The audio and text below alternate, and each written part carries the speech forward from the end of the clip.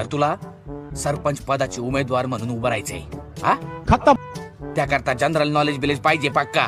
हाय बोला. आजूबाजूच्या परिस्थितीची माहिती पाहिजे. उद्या कोणी विचारलं आपले राष्ट्रपती कोण, माहितीये का? ते आपल्या आजूबाजूला असतात का? गेला बाजार. आपले सरपंच कोण आहेत? ते काय मुबेच असतात. तेच बदलायचंय म्हणून बसवतोय तुला.